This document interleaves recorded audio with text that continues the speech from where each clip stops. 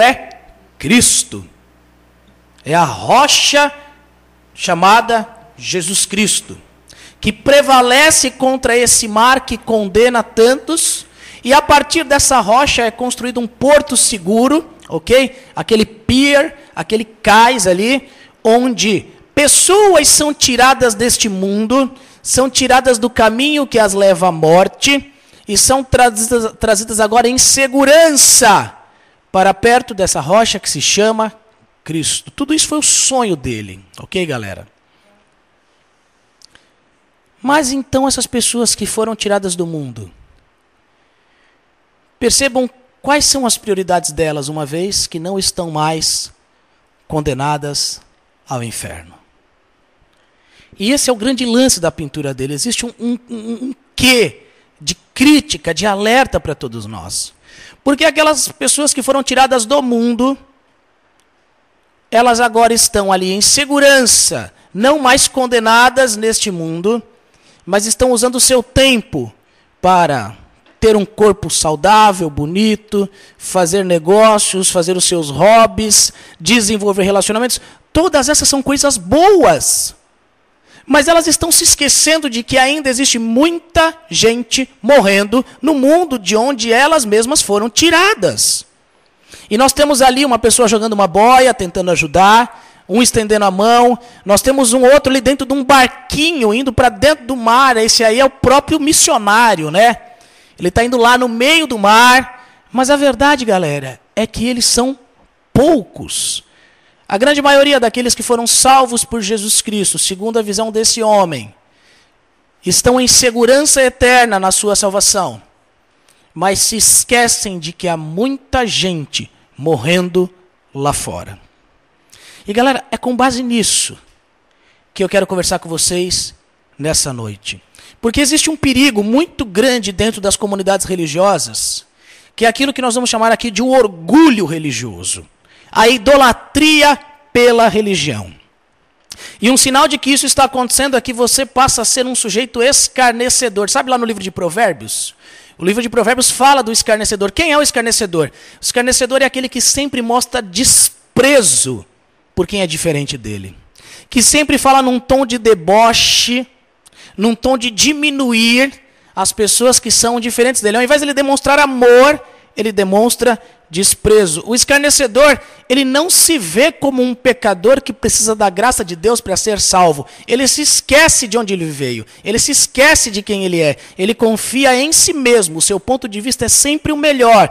Ele se sente superior. E esse é um problema nas comunidades religiosas, galera. Duas formas muito comuns como esse orgulho religioso aparece nas comunidades religiosas. Primeira forma, preste atenção. Você ama mais a precisão doutrinária do que o próprio Deus e a sua vontade. Esse é um primeiro sinal de que o orgulho religioso está tomando conta de uma comunidade. Você ama mais a precisão doutrinária do que o próprio Deus e a sua vontade. Fazer da precisão doutrinária, da retidão moral, ídolos. Galera, levam igrejas a conflitos, a brigas, a rixas, a quebras, a divisões constantes, a arrogância, a opressão com aquelas pessoas de fora que discordam da gente. Não é à toa que tanta gente olha para as igrejas hoje em dia e sente uma tremenda aversão pelo cristianismo. Não é à toa que tem tanta gente que não faz parte de nenhuma comunidade cristã e que tem verdadeiro pavor das igrejas. É como Gandhi disse. Eu não estou aqui dizendo que Gandhi é alguém que você deve seguir, ok? Mas ele disse algo preciso em relação a isso. Ele disse o seguinte: gosto muito de Cristo, mas não gosto nem um pouco dos seus cristãos.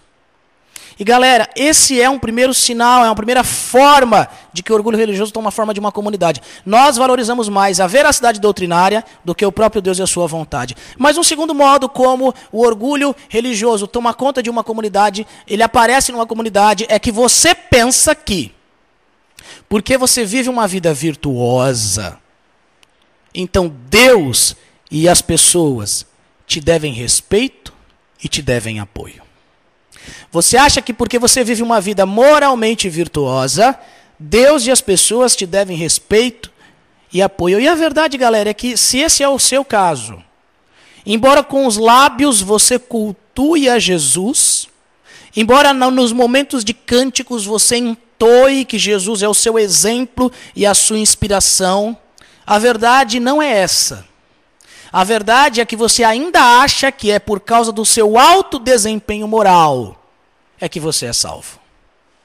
É porque você é o cara. É porque você é a mina, como se diz em São Paulo, ok? É por isso que você foi salvo. Galera, esses dois formatos, amar mais a precisão doutrinária do que Deus e a sua vontade, e você pensar que porque você vive uma vida virtuosa, moralmente virtuosa, então as pessoas de Deus te devem algo, isso é um sinal de que existe orgulho religioso em nós. E galera, a minha proposta aqui para vocês é que o orgulho religioso mata o meu amor pelos perdidos. O meu orgulho religioso mata o meu amor pelos perdidos. E eu queria conversar com vocês nessa noite sobre a história de um profeta de Deus chamado Jonas. Abra lá a sua Bíblia, no livro do profeta Jonas.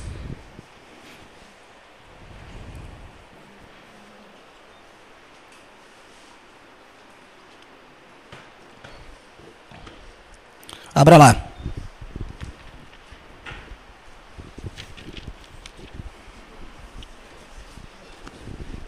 Ok? Nós vamos ler praticamente o livro todo, se não o livro todo, ok? Mas o livro é curto, fica tranquilo, a gente não vai ficar aqui até meia-noite, tá bom? É um livro bem curtinho.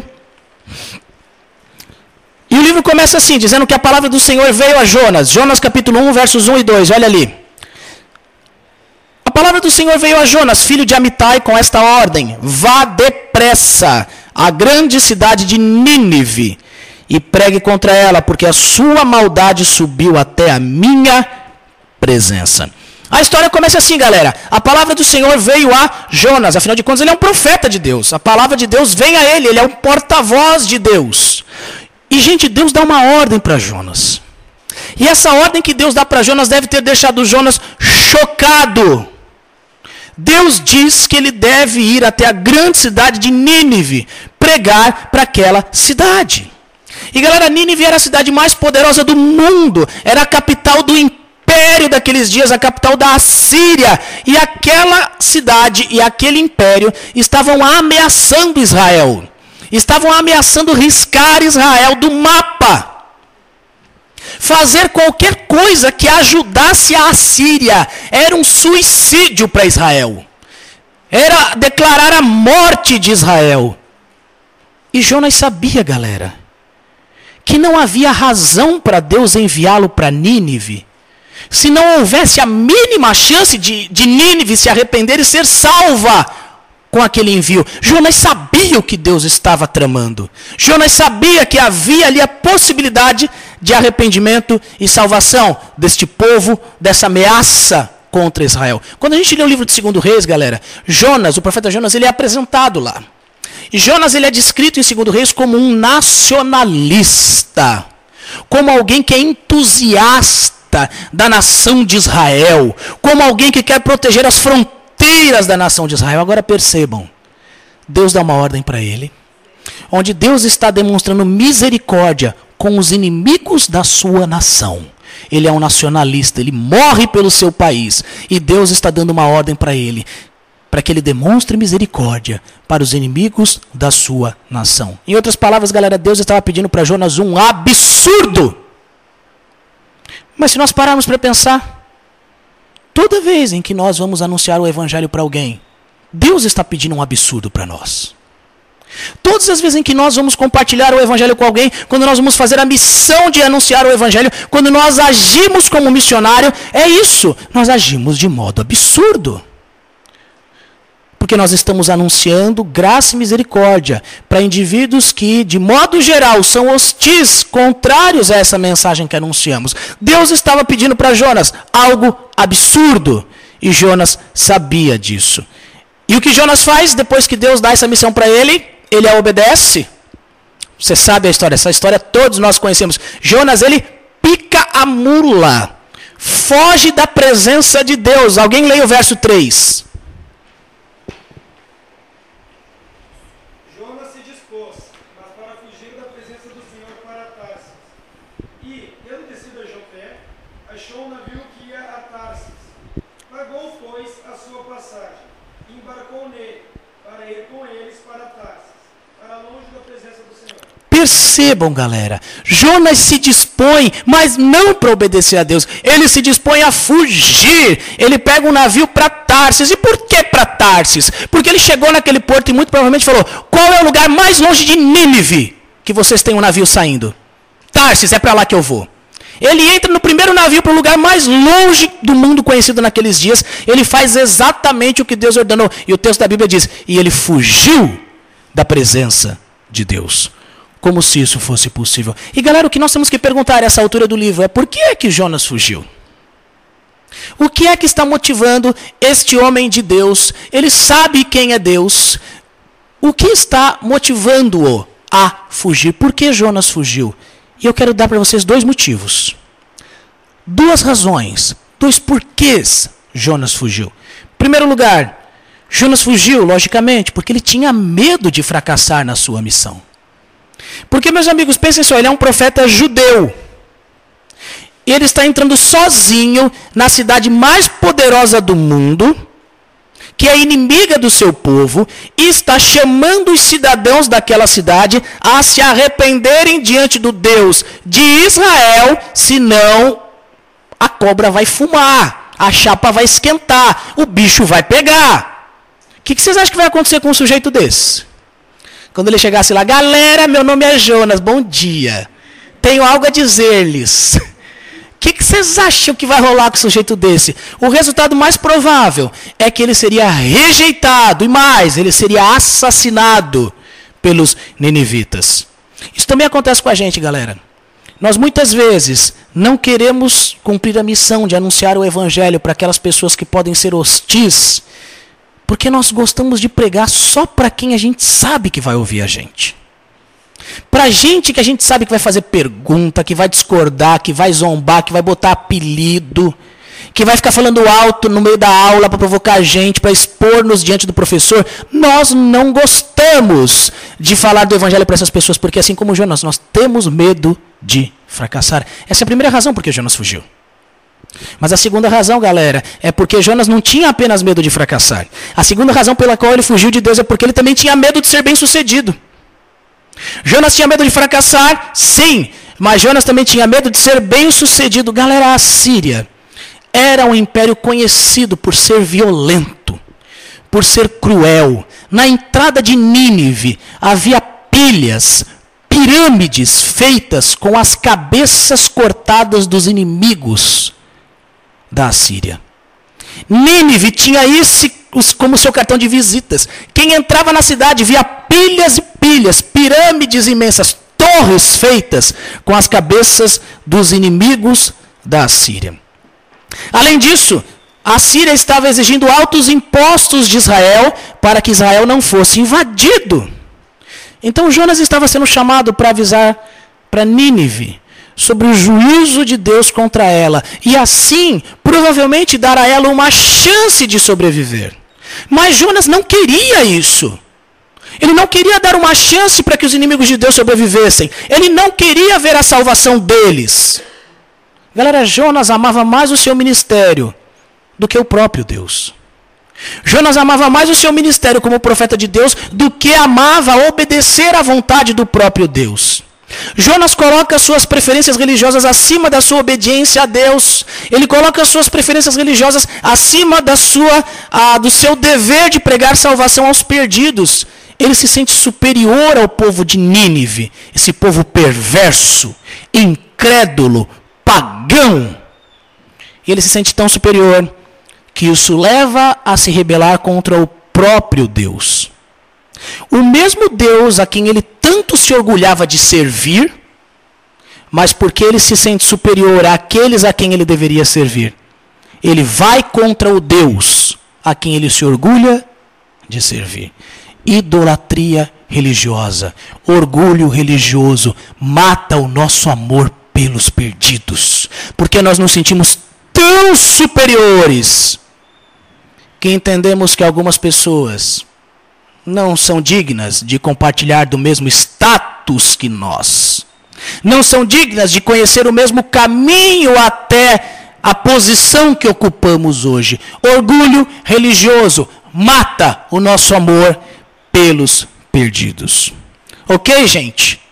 Mas a história continua e nós sabemos o que acontece nesse navio. Nós sabemos que Jonas ele vai ter que ir para o fundo do poço, ou melhor, para o fundo do mar, para que as coisas comecem a fazer sentido na sua cabeça. Então Deus envia uma terrível tempestade. Alguém leia aí, dos versos 4 a 17. A mesma pessoa leia o restante do capítulo 1. Capítulo 1, de versos 4 a 17, por favor. O Senhor, porém, fez soprar um forte vento sobre o mar, e caiu uma tempestade tão violenta que o barco ameaçava arrebentar-se. Todos os marinheiros ficaram com medo, e cada um clamava ao seu próprio Deus, e atiraram as cargas ao mar para tornar o navio mais leve. Enquanto isso, Jonas, que tinha descido ao porão e se deitara, dormia profundamente. O capitão dirigiu-se a ele e disse: Como você pode ficar aí dormindo? Levante-se e clame ao seu Deus. Talvez ele tenha piedade de nós e não morramos. Então os marinheiros combinaram entre si: Vamos lançar sortes para descobrir quem é o responsável por essa desgraça que se abateu sobre nós. Lançaram sortes e a sorte caiu sobre Jonas. Por isso lhe perguntaram: Diga-nos, quem é o responsável por essa calamidade? Qual é a sua profissão? De onde você vem? Qual é a sua terra? A que povo você pertence? E ele respondeu: Eu sou hebreu, adorador do Senhor, o Deus dos céus, que fez o mar e a terra. Então os homens ficaram apavorados e perguntaram: O que foi que você fez? Pois sabiam que Jonas estava fugindo do Senhor, porque ele já lhes tinha dito. Visto que o mar estava cada vez mais agitado, eles lhe perguntaram: O que devemos fazer com você para que o mar se acalme? Respondeu ele: Peguem-me e joguem-me ao mar, pois ele se acalmará. Pois eu sei que é por minha causa que essa violenta tempestade caiu sobre vocês.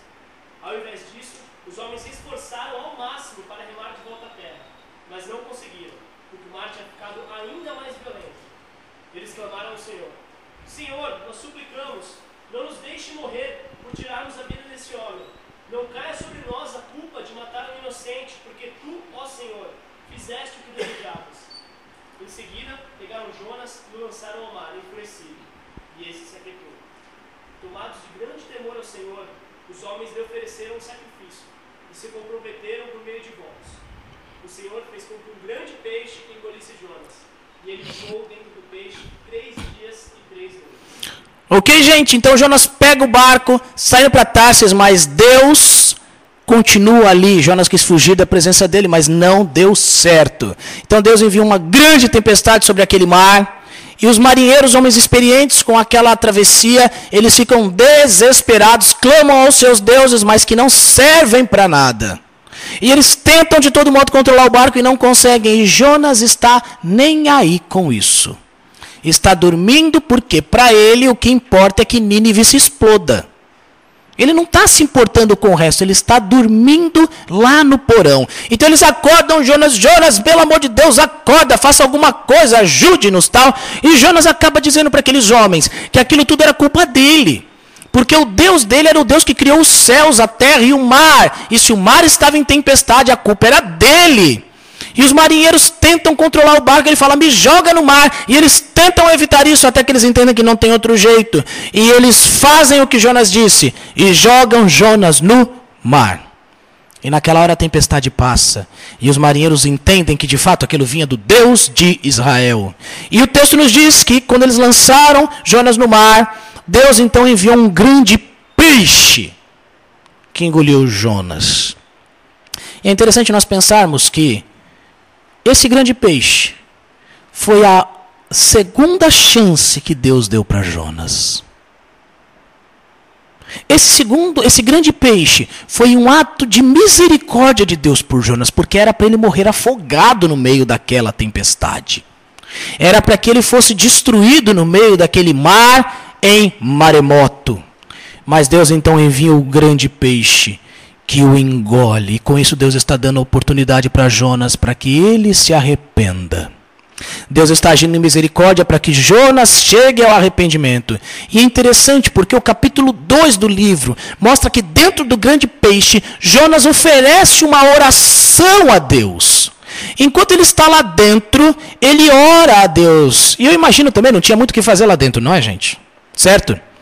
E ele começa a pensar na sua vida, ele começa a pensar em quem ele é, começa a pensar no que ele fez, ele começa a pensar no que acabou de acontecer, e ele entende que Deus está dando a ele oportunidade de arrependimento. E no capítulo 2, versos 1 a 10, Jonas oferece uma linda oração a Deus. Outra pessoa leia, Jonas 2, de 1 a 10, por favor.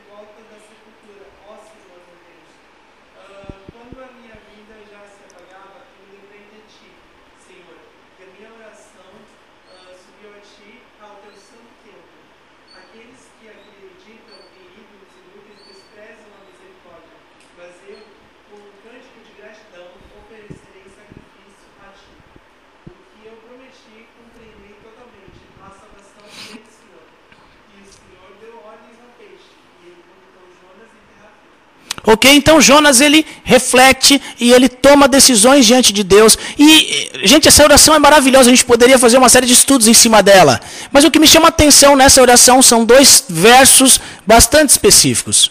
No verso 8, Jonas diz: aqueles que confiam em ídolos inúteis desprezam a misericórdia de Deus. Aqueles que se apegam a ídolos, a idolatrias, eles desprezam a graça, a misericórdia de Deus.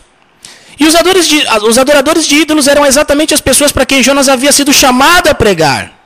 E ele diz algo notável sobre essas pessoas. Ele diz que os idólatras, toda vez que nós amamos algo no lugar de Deus, toda vez que nós temos algo como mais importante do que o próprio Deus, essas pessoas desprezam a misericórdia de Deus.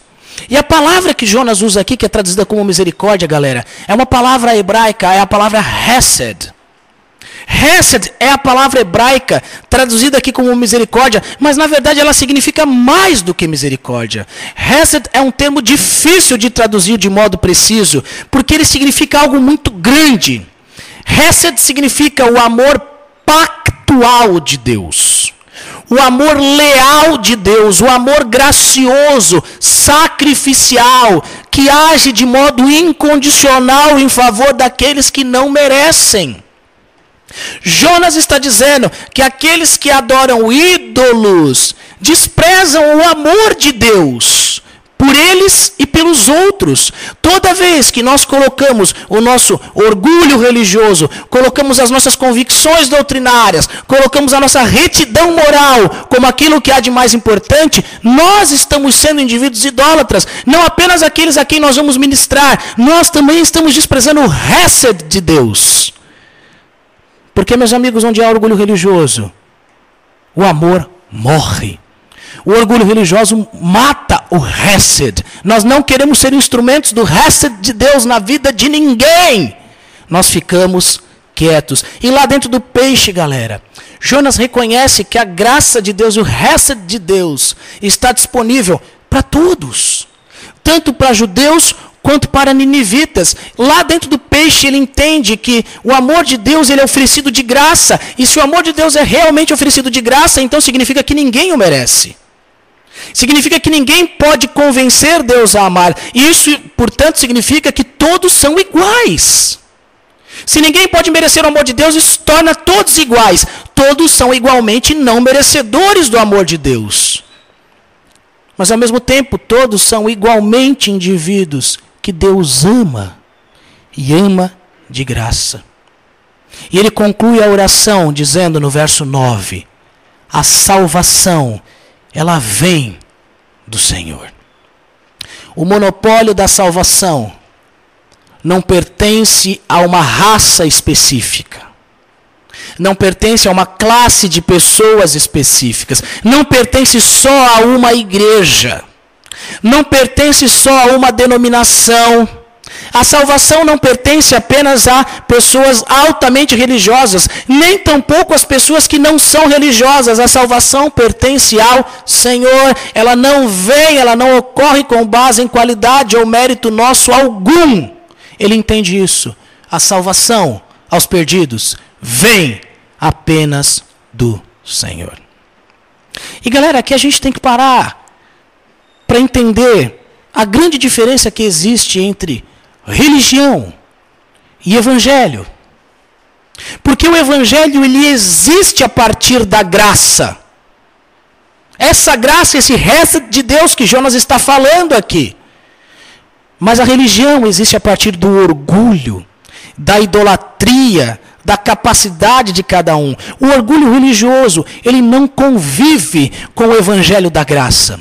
O orgulho religioso não convive com o amor gracioso de Deus. Eles são mutuamente excludentes, galera. Você não pode ser um indivíduo apegado à religiosidade e ao mesmo tempo ser um indivíduo que age em amor pelos perdidos. Não dá. Um força o outro para fora. Eles não coexistem. O coração de alguém que é apegado à religiosidade tende a ver a si mesmo como superior aos outros. Mas essa tendência, meus amigos, ela é reprimida pelo Evangelho. Porque pelo Evangelho você entende que a salvação vem do Senhor. Ela é dada de graça e não é dada apenas a um povo específico, numa cidade específica, de uma etnia específica, de uma classe social específica, de uma igreja ou de uma denominação próprias. A salvação vem do Senhor. E meus amigos, essa é a diferença entre religião e evangelho. Como é que se entra numa religião? Você tem que cumprir ritos, cumprir metas, você tem que seguir uma série de elementos de uma cartilha. Como é que se desfruta do evangelho, galera?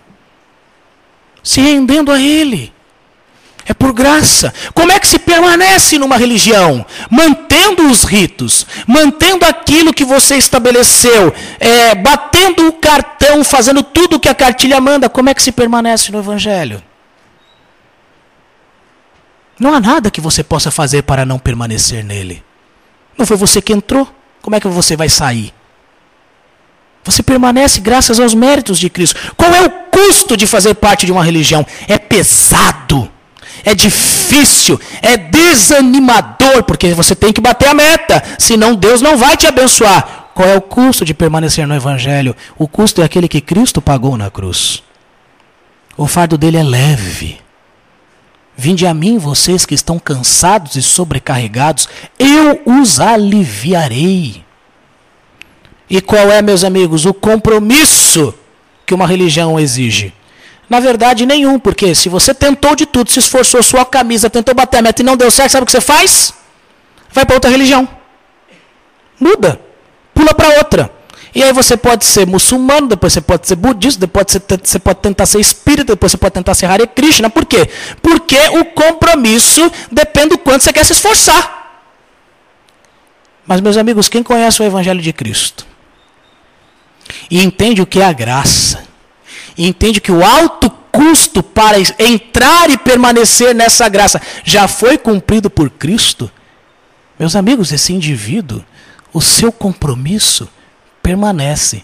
Religioso, é extremamente apegado à sua religião até que apareça uma melhor. Quem conhece o Evangelho da Graça se compromete, porque entende que não há outro modo de se viver nesse mundo do que diante do Cristo que morreu por eles e lhes deu acesso a essa graça. E meus amigos, essa é a diferença entre evangelho e religião, entre graça e orgulho religioso.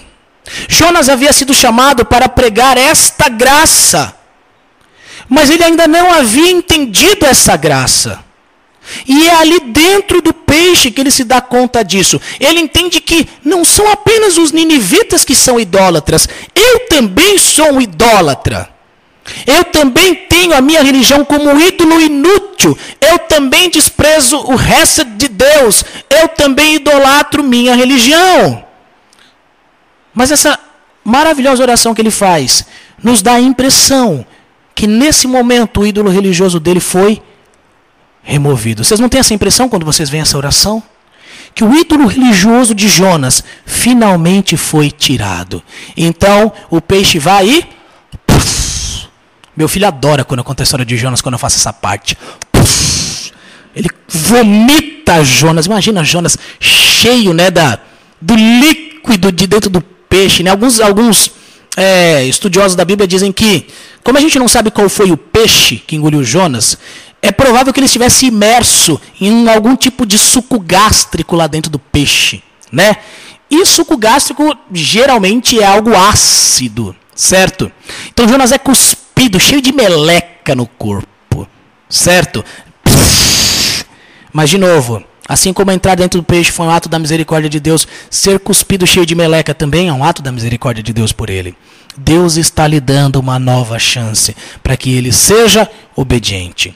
Jonas orou, Jonas reviu convicções e Deus está lhe dando mais uma nova chance para que ele obedeça. E é o que acontece. Deus novamente vai e fala com Jonas. Jonas capítulo 3, versos 1 a 10. Alguém leia aí, por favor.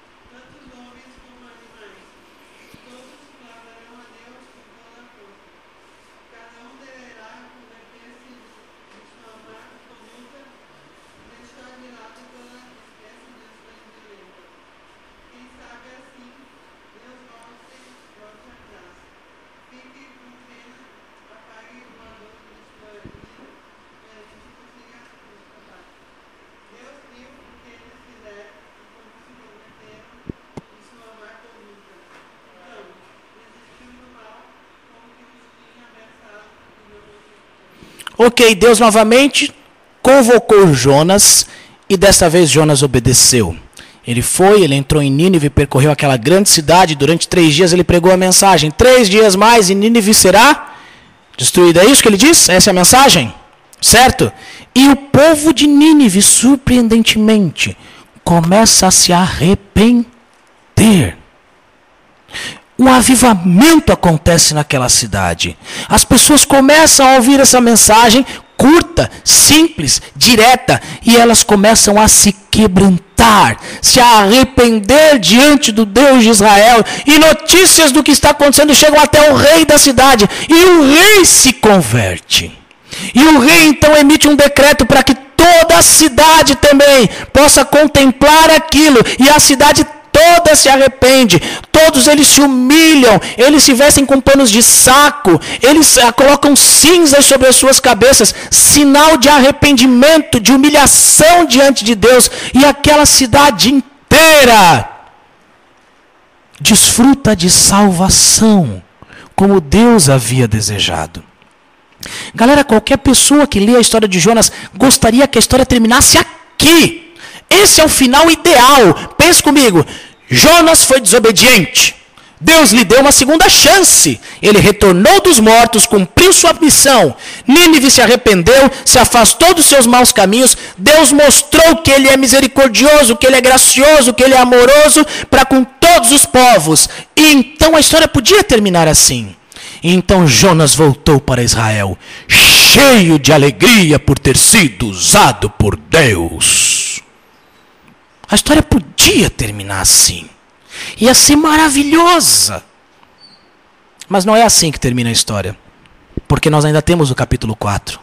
E o capítulo 4, galera, é o final chocante da história. É o final assustador. E é o final que tem a ver comigo e com você. O final da história mostra que o momento que deveria ser o momento de maior alegria na vida de um homem de Deus, o momento de maior triunfo naquele que servia a Deus, se torna o momento mais triste. O final da história é o momento mais triste de toda a história. Jonas havia pregado salvação na cidade mais poderosa do mundo. Nínive estava de joelhos, mas o arrependimento de Nínive deixa Jonas furioso. Ele fica louco da vida quando ele vê que aquela cidade se converteu. Jonas capítulo 4, versos 1 a 3. Alguém leia aí. Jonas, porém, ficou profundamente descontente com isso e enfureceu-se. Ele orou ao Senhor. Senhor, não foi isso que eu disse quando ainda estava em casa? Foi por isso que me apressei em fugir para Tarsis?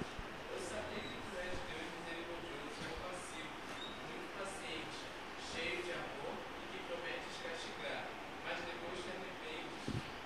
Agora, Senhor, tira a minha vida, eu imploro, porque para mim é melhor morrer do que viver. Galera, vocês estão percebendo o que ele está fazendo? Ele fica irado com Deus. Ele acusa Deus de maldade contra ele. Ele coloca o caráter de Deus sob xeque. Ele fala, eu prefiro estar morto do que continuar aqui vendo isso. E galera, finalmente os motivos do coração de Jonas estão sendo revelados aqui. Ele dá uma bronca em Deus. Ele tá vendo, Deus? Eu te falei. Tá vendo, Deus? Eu sabia. Eu sei que tipo de Deus você é. Você é um Deus cheio de compaixão, rápido para perdoar, tem tanta vontade de salvar, é tão paciente, paciente até demais. Eu sabia que eu não podia confiar em você, Deus. Eu sabia que você ia me aprontar uma dessas. É por isso que eu tentei fugir. É por isso que eu tentei desde o início ir para Tarsis. Eu temia que se eu trouxesse um Deus como o Senhor para esse povo terrível, eles se arrependeriam. Você os perdoaria. Eu já estou cheio de ti. Eu já estou cheio dessa vida. Eu me demito. Me mata, Deus. Tipo namorada. Sabe quando você termina um namoro assim, daquele piti? Deus dá um piti. Jonas dá um piti com Deus aqui. Ele arma um barraco. Ele tem um chilique com Deus. Mas galera, não existe outro discurso mais surpreendente em toda a Bíblia. Esse homem, ele está dando uma bronca, uma enquadrada em Deus. Porque, galera, finalmente o ídolo do coração de Jonas está sendo exposto. Está sendo revelado aqui. Jonas, ele não amava quem não pertencesse ao seu povo e à sua religião. Jonas, na verdade, ele odiava, ele desprezava quem não pertencesse ao seu povo e à sua religião. Ele odiava tanto aquelas pessoas que ele viu o perdão de Deus para elas como a pior coisa possível para a sua vida. Ele foi até Nínive, sim, mas vocês viram a mensagem que ele pregou? Qual que é a mensagem? Alguém leia aí de novo. Qual é a mensagem que ele pregou em Nínive?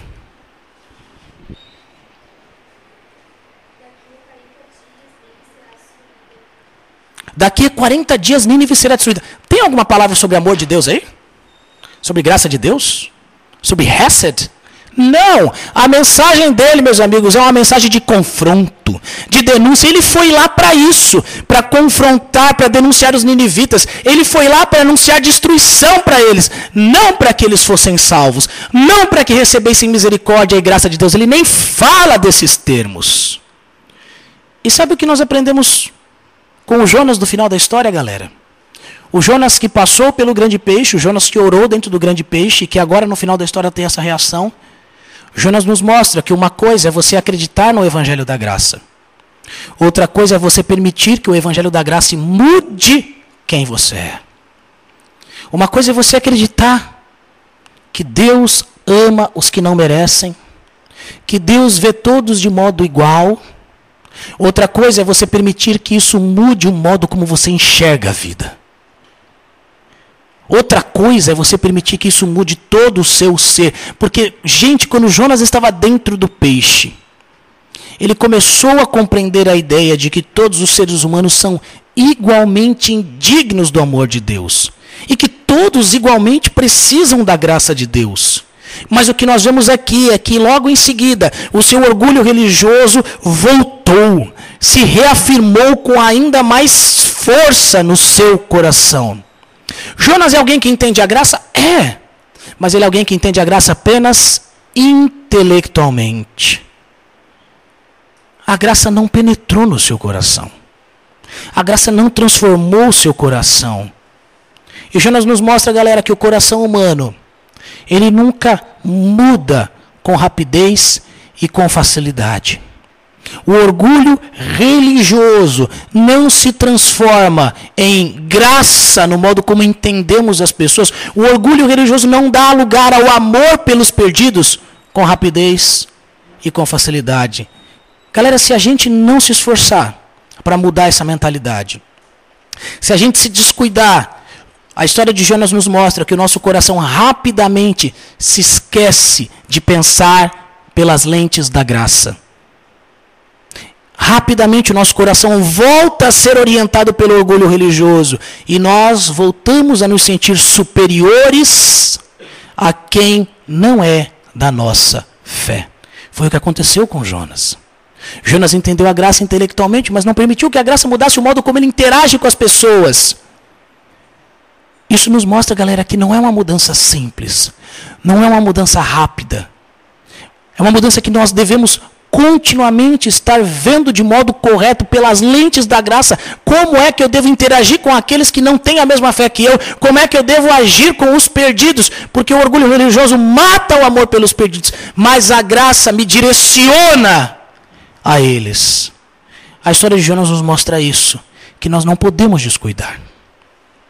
Que nós não podemos achar que é simplesmente algo que, ok, já estou entendendo. Não. Eu preciso reeducar a minha mente, o meu coração. Porque eles se esquecem rapidamente. Eles voltam a pensar pelo padrão da religiosidade orgulhosa. E deixam de enxergar o outro pelas lentes da graça. É muito comum nós pensarmos que somos de fato melhores do que aqueles que estão indo para o inferno. Que somos de fato superiores do que aqueles que creem em outras religiões, em outros deuses.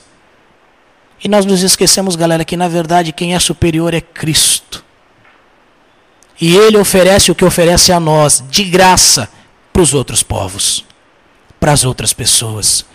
A história de Jonas nos mostra isso, que nós temos que tomar cuidado, porque o nosso coração pode rapidamente voltar a funcionar pelo sistema do orgulho idólatra.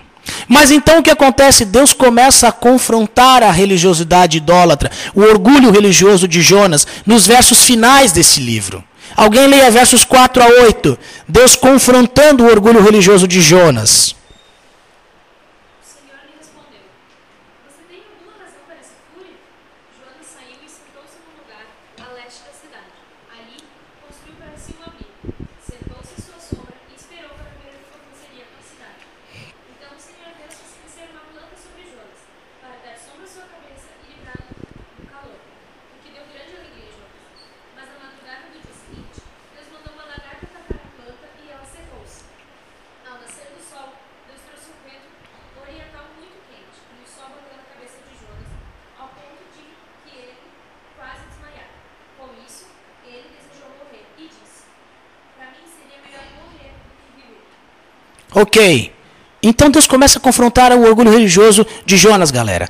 O texto diz que Deus fala, mas por que você está tão bravo? Você tem motivo para isso? E Jonas ele pensa que tem, ele deixa a cidade e ele fica sentado do lado de fora da cidade, ele faz um abrigo para protegê-lo do sol, e ele fica do lado de fora de Nínive, olhando para Nínive. Por quê, galera? Porque ele tinha esperanças de que alguma coisa desse errado, e que Deus mudasse de ideia, e Deus então fosse implacável e destruísse Nínive. A mensagem dele é 40 dias mais, Nínive será destruída. Então eu vou ficar aqui.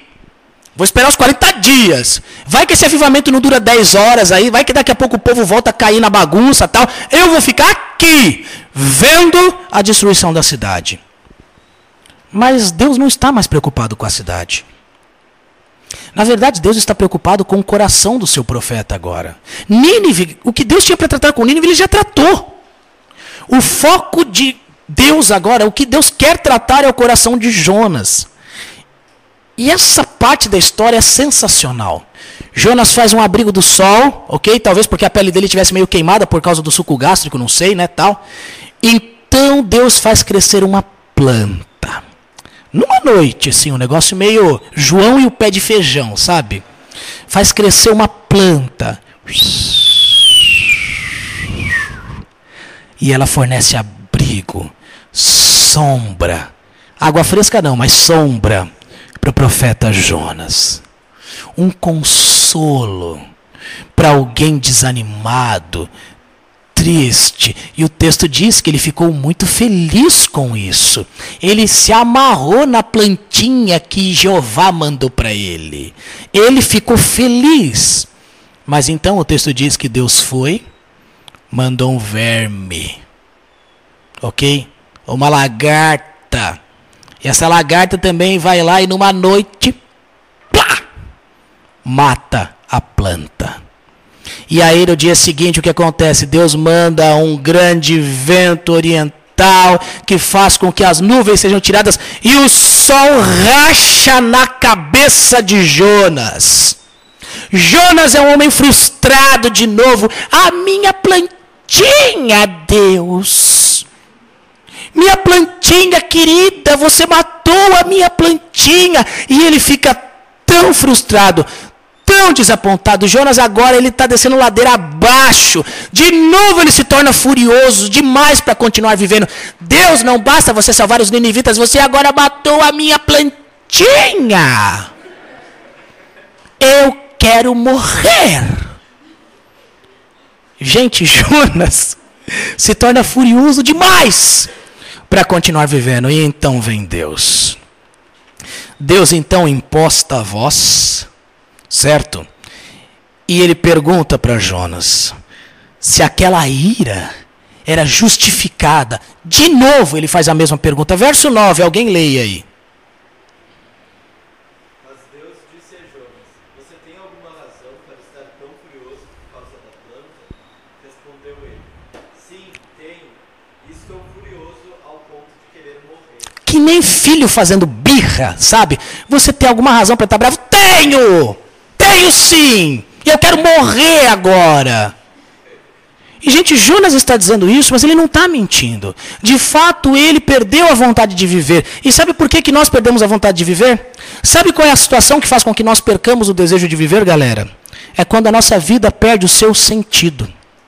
Alguém só perde a vontade de viver quando a sua vida perde o sentido. E é isso que está acontecendo com Jonas ali. O sentido da sua vida era se ver como superior aos pagãos, superior às pessoas sem Deus. Mas agora a conversão dos ninivitas colocam eles, pagãos, no mesmo nível que eu, Jonas. Sua vida perde o sentido. Isso enche de ódio, de fúria. O seu orgulho religioso está ferido. Os maus estão sendo salvos, assim como eu, que sou o cara. Não, eles não podem ser salvos. Deus e a misericórdia de Deus deixaram Jonas irado, furioso, porque Deus estava destruindo a sua supremacia religiosa, o seu orgulho religioso, que ele tanto valorizava. Então Deus vai e confronta duramente Jonas nos versos 10 e 11. Alguém leia aí, por favor. O Senhor lhe disse: você tem pena dessa planta, embora não tenha podado, nem a tenha feito crescer. Ela nasceu numa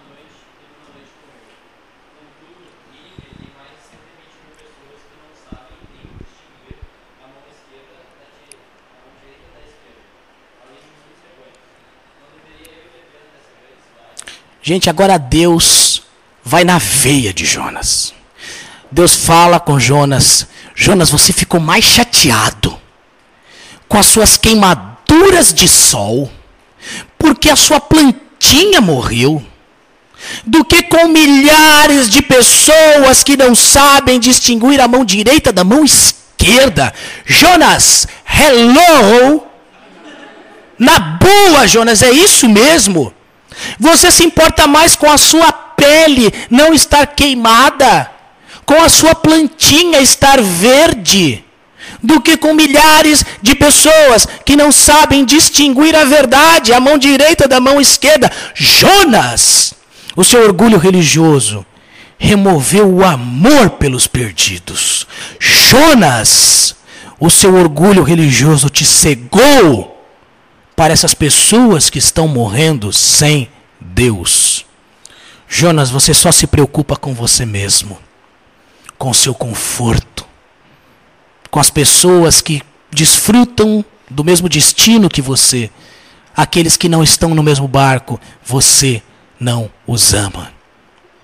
Gente, por que Deus fala isso para Jonas? Porque Deus quer deixar bem claro para Jonas o quanto ele e Jonas são diferentes. Deus está mostrando para Jonas que ele é diferente de Jonas. Nesse momento final da história, galera, Deus está estabelecendo um contraste imenso, não entre Jonas e os ninivitas, mas entre o próprio Deus e Jonas. E ele está dizendo: esse é o grande problema, Jonas. Você quer falar em meu nome, você quer cantar em meu nome, você quer usar a camiseta que tem o meu nome, você quer se reunir com o povo em meu nome, mas você é extremamente diferente de mim. Eu pedi para que você saísse da sua zona de conforto e fosse amorosamente pregar para as pessoas más, pessoas que podiam feri-lo. No princípio, você sequer foi, Jonas, mas mais tarde você foi, porém sem compaixão. Esse é o seu problema, Jonas. E essa é a grande diferença entre nós dois. Você não quer ter compaixão desse povo perverso e perdido, mas eu terei. Você se recusa a amá-los, mas eu vou amar essa cidade terrível, essa cidade violenta, de um modo, Jonas, que você nunca será capaz de amá-la. Jonas, o meu amor pelos perdidos é diferente do seu. E como é, gente, que Deus amou aquela cidade? Como é que Deus amou de um jeito que Jonas não amou? Como é que Deus fez o que Jonas não fez? Sabe como foi? Porque um dia Deus enviou ao mundo aquele que é maior do que Jonas. Deus amou os perdidos, mostrando que ele ama de um jeito que Jonas não ama, porque um dia ele enviou alguém melhor do que Jonas, maior do que Jonas. Alguém abre a Bíblia em Mateus capítulo 12. Versos 39 a 41. Mateus 12, 39 a 41. Ele, porém, respondeu: uma geração má e adúltera pede um sinal, mas nenhum sinal lhe será dado, senão do profeta Jonas. Porque assim como esteve Jonas 3 dias e 3 noites no ventre do grande peixe, assim o Filho do Homem estará 3 dias e 3 noites no coração da terra. E ninivitas se levantarão no juízo com esta geração e a condenarão, porque se arrependeram com a pregação de Jonas. E eis que aqui está quem é maior do que Jonas. Galera, Jesus Cristo se apresenta como aquele que é maior, como aquele que é maior do que Jonas. Quando Jesus Cristo veio à Terra, galera, ele deixou a sua zona de conforto perfeita para vir e ministrar às pessoas que não apenas podiam feri-lo e machucá-lo, mas pessoas que de fato fizeram isso com ele. E Jesus, quando veio aqui, ele veio para nos salvar. E ele veio muito mais do que pregar uma mensagem como Jonas fez. Ele veio para morrer por nós, para nos salvar. Enquanto Jonas original foi apenas dado como morto por 3 dias, Jesus Cristo esteve de fato morto por 3 dias. Então ele ressuscitou. Percebam, Cristo, ele é o verdadeiro Jonas. Cristo fez aquilo que Jonas deveria ter buscado fazer.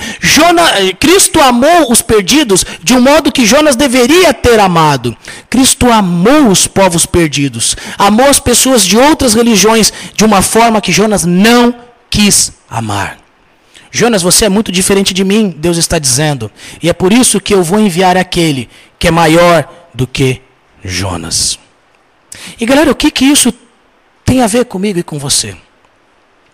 Vocês perceberam que o livro termina assim do nada? O livro termina com Deus colocando Jonas na parede. Deus fazendo uma pergunta para ele: Jonas, será que o seu amor não deveria ser como o meu? Será que o seu amor não deveria ser como o meu, Jonas? Será que você não deveria sair da sua zona de conforto, do seu orgulho religioso e começar a viver demonstrando amor pelos perdidos? Jonas, seu amor não deveria ser como o meu? É isso que Deus está perguntando nessas palavras finais. Só que nós não temos uma resposta. Nós não temos a resposta de Jonas, galera. Nós não temos o que Jonas diz e nós esperamos uma resposta, nós queremos uma resposta, nós queremos alguma coisa sendo dita por Jonas depois dessa bronca que Deus dá nele. Mas a gente espera uma resposta, essa resposta não vem. E esse final, galera, ele é simplesmente fantástico. Não há uma resposta. Porque nós sabemos que algum tempo depois disso, Jonas de fato se arrependeu. Jonas foi transformado pela graça de Deus de fato. E como é que a gente sabe disso? É simples. Quem foi o autor desse livro? O próprio Jonas. Jonas é quem escreve esse livro. E galera, pensa comigo. Quem é que escreveria um livro? Quem é que contaria uma história onde do início ao fim você é descrito como um completo idiota? Quem faria isso em sã consciência? Apenas alguém cujo coração foi atingido bem no centro pela graça de Deus, e que vê que de fato era um baita do idiota, e vê que de fato era um cretino. Só alguém que entende isso é que escreve um livro onde você é o personagem idiota do livro. Galera, a graça de Deus faz isso com a gente. Quando a graça de Deus nos atinge, ela permite que a gente ria de nós mesmos. Cara, olha o que eu fazia antes. Olha como era a minha vida antes. A graça de Deus permite que eu ria de mim mesmo e que eu louve a Deus porque eu não sou mais o mesmo. E quando Jonas escreve esse livro, galera, ele se apresenta como um completo pateta. Como um completo idiota. Pensa comigo, gente. Olha só como Jonas é descrito no livro. No livro, todos os personagens, todos obedecem a Deus. Todos. O vento, o mar, o grande peixe, os marinheiros, a planta, o verme, o vento oriental, o sol, os ninivitas. Quem é o único idiota que não obedece a Deus no livro? Jonas. E ele está escrevendo o livro. Jonas tenta fugir da presença de um Deus que ele sabe que é um Deus onipresente. Ele se descreve como um idiota. Os marinheiros oram ao Deus de Jonas, enquanto o próprio profeta está dormindo. Ele se descreve como um idiota. O profeta fica bravo quando os perdidos creem na mensagem que ele mesmo pregou. Ele é bem sucedido, ele fica arrasado. Jonas, ele prefere morrer do que ver a vontade de Deus sendo feita. Ou seja, ele se descreve, ele se apresenta como um completo idiota, galera. Deus termina o livro fazendo uma pergunta: Jonas, você não deveria amar como eu amo? Nós não temos uma resposta. Mas a gente sabe que Jonas em algum momento entendeu isso, porque ele escreve esse livro e se apresenta como alguém que era um idiota antes. Mas por que nós não temos uma resposta, galera? Por que Deus termina fazendo uma pergunta: Jonas, você não deveria amar como eu amo? Mas nós não temos uma resposta. Sabe por quê? Porque essa resposta não é para ser dada por Jonas. A resposta para essa pergunta, você não deveria amar como eu amo, não é Jonas que tem que responder. Gente, o final desse livro é como se Deus estivesse apontando uma flecha para o coração de Jonas. Então ele solta a flecha, de repente Jonas some. E a flecha está vindo na tua direção. Porque Deus está mirando em você, jovem. Deus está mirando no teu coração. Essa resposta não tem que ser dada por Jonas. A resposta para a pergunta: o seu amor não deveria ser como o meu, tem que ser dada por mim e por você. É por isso que não tem uma resposta. É por isso que o livro não termina. Porque o término, a conclusão dele, é a resposta que eu e você vamos dar para ele.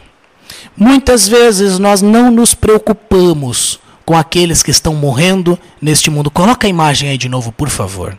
Muitas vezes nós desprezamos aqueles que estão perdidos. Não amamos as pessoas que são diferentes de nós, que creem diferente de nós, que discordam daquilo que nós cremos, embora elas vivam nas mesmas cidades, embora elas pertençam à mesma família. Mas elas são difíceis de amar. Café, eles vão me rejeitar. Eles vão falar mal para mim. E a verdade, galera, é que nós não queremos amar os não amáveis. Nós não queremos amar os incrédulos. Nós não queremos amar os maus, os perversos. Mas Deus está perguntando para nós, mas será que o seu amor não deveria ser como o meu? Será que você não deveria amar como eu amo? E galera, será que nós estamos dispostos a mudar? Como Jonas mudou e viu que ele estava sendo um completo idiota até então. Se você estiver disposto a mudar o modo como você enxerga aqueles que não são cristãos, galera, você precisa olhar para Jesus. Você precisa olhar para aquele que é maior do que Jonas. Você precisa olhar como ele amou os menos amáveis. Alguém abre em João 15:13, por favor. João 15:13.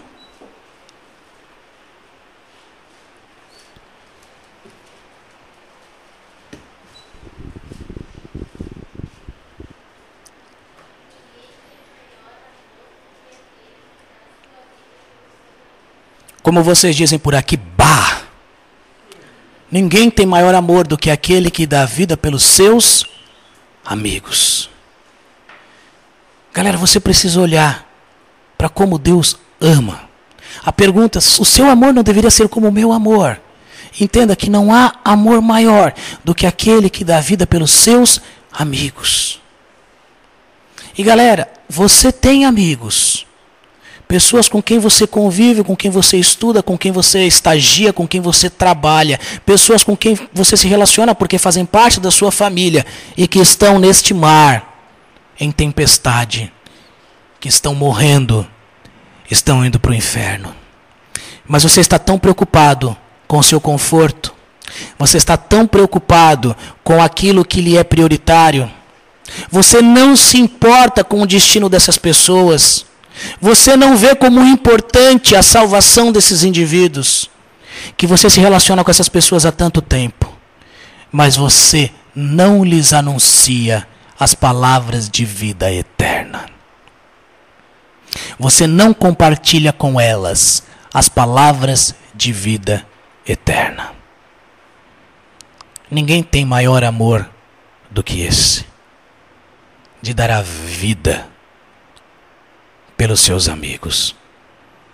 Mesmo aqueles que vão rir, que vão debochar, que vão se opor, que vão te perseguir. Mas ninguém tem amor maior do que esse, galera.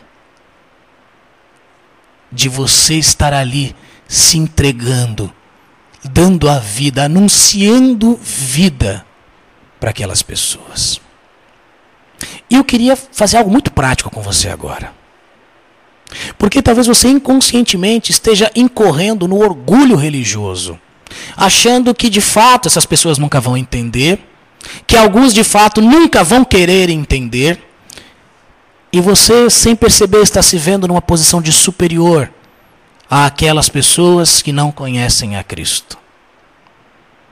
E Deus está dizendo: jovem, será que não é hora de você amar os perdidos como eu amo? Será que não é hora de você olhar para eles como eu olho? Será que não é hora de você lembrar de onde você veio? Do que estava lhe ocorrendo naquele mar, quando eu te resgatei? E você entender que o mesmo amor que eu tenho por você e tive por você, eu ofereço para os seus amigos que ainda estão nesse mar. Galera, será que não é hora de nós amarmos como Deus ama? E eu queria que você pensasse nesse momento. Quem são os seus colegas que estão ali representados naquele mar em fúria? Eu quero que você faça isso no espírito de oração. Baixe sua cabeça. Feche os seus olhos. Galera, se quiser apagar a luz aqui, pode apagar, porque ninguém mais vai ler a Bíblia. Com certeza você e eu temos amigos, conhecemos pessoas que precisam conhecer a salvação, mas que nós, como Jonas, achamos que não merecem, que não vão dar ouvidos, e nos calamos, fugimos, evitamos situações. E eu quero que você reconheça diante de Deus primeiro que você tem sido um idiota fazendo isso. Que você possa rir daquilo que você tem feito até então e falar: isso é ridículo. Não é o modo como eu devo amar essas pessoas. E eu quero que você pense em quem são as pessoas com quem você convive, para quem você é devedor de anunciar as boas novas. Talvez você evite, mas agora eu quero te desafiar a pensar em nomes. Deus, traga na mente dessa galera o rosto dessas pessoas. Que eles pensem nos indivíduos que convivem com eles, mas que estão indo para o inferno. E que eles saiam desse retiro dispostos a serem instrumentos do teu hesed, do teu amor a essas pessoas, o teu amor de graça, de misericórdia, que ama os não amáveis. Que essa galera saia daqui disposta a amá-los, porque afinal de contas elas já foram amadas por ti. E é completamente ridículo alguém que conhece o teu amor não ser um instrumento deste amor para aqueles que carecem deste mesmo amor.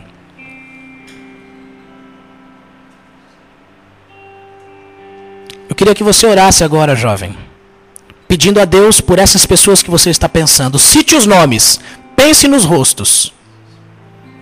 E faça diante de Deus o compromisso de você voltar para sua casa quando encontrar com essas pessoas, amando-as como Deus ama. Anunciando-lhes a mensagem, dando a vida pelos seus amigos. Não há maior amor do que esse. O amor que você tem por eles não é demonstrado em ir no aniversário deles, lembrar datas especiais, ajudá-los em projetos. Não. O maior amor que você pode dar por essas pessoas é dar a vida por elas. E você não precisa morrer na cruz por isso, Cristo já fez, mas você precisa se entregar, se dispor, ser um instrumento para que essas pessoas conheçam isso. Enquanto você ora e diante de Deus decide ser esse instrumento na vida dessas pessoas, nós vamos cantar uma música cujo refrão diz que nós queremos ser úteis, queremos ser instrumentos nas mãos de Deus, que Deus nos use para que a obra dele alcance, ilumine, ajude pessoas a saírem deste mar que as engole e virem para perto dele. Enquanto você continua orando, nós vamos cantar essa música silenciosamente. E eu convido você, conforme você termina a sua oração, a nos acompanhar, a se juntar a nós nesse cântico.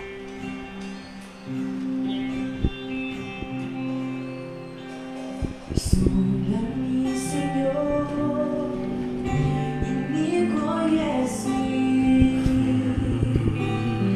Quebranta o meu coração,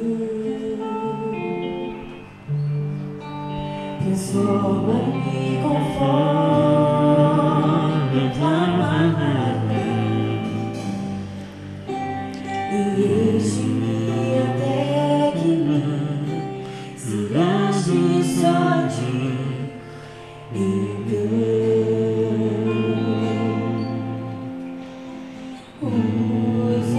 Usa-me, Senhor, usa-me Como um farol que brilha à noite, como ponte sobre as águas, como abrigo no deserto, como flecha que acerta o alvo. Eu quero ser usado da maneira que te agrade, em qualquer hora e em qualquer lugar. Eis aqui a minha vida, usa-me, Senhor.